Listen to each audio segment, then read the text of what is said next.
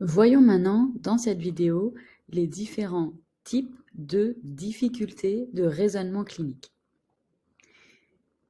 Il y a 1, 2, 3, 4, 5 types de difficultés différentes, ce qui va nous permettre de, vous allez voir avec les vidéos suivantes, de faciliter cette démarche, disons, de diagnostic pédagogique du clinicien. On va avancer sur cette notion-là qui n'est pas forcément fluide ou connue pour tout le monde. La difficulté numéro 1, c'est celle de la génération d'hypothèses et l'orientation de la récolte des informations qu'on cherche à recueillir au cours des différents entretiens, questionnaires, etc.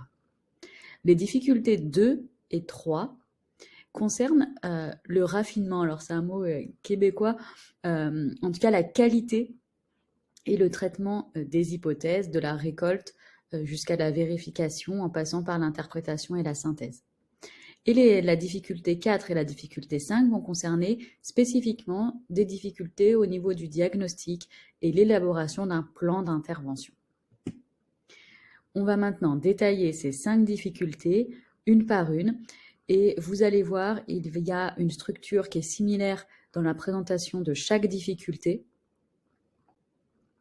où je vais d'abord donner des façons de dire les choses, de formuler le problème, avec du coup une formulation à j'ai un problème, d'accord? Donc des formulations qui seraient habituelles pour le type de difficulté qu'on est en train de travailler.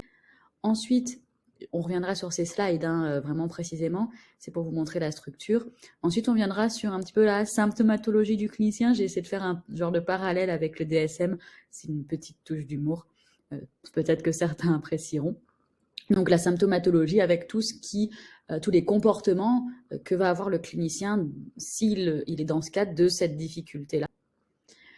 Et ensuite, l'étiologie possible, d'accord, et donc les différentes causes qui pourraient expliquer que le clinicien est dans cette difficulté.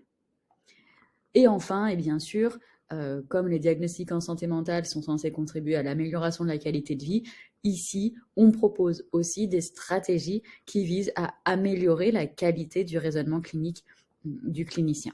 Et donc, cette structure-là, ce sera la même pour chaque difficulté que je vais vous présenter. Donc, la formulation par le clinicien, j'ai un problème de. Ensuite, vraiment cette idée de comportement, qu'est-ce que le clinicien fait ou se dit dans cette difficulté-là. Puis, on arrive sur l'étiologie, pourquoi le clinicien se retrouve dans cette situation difficile. Et enfin, des stratégies pour améliorer la qualité de raisonnement clinique. À tout de suite dans les vidéos qui présentent de manière très détaillée les difficultés de 1 à 5.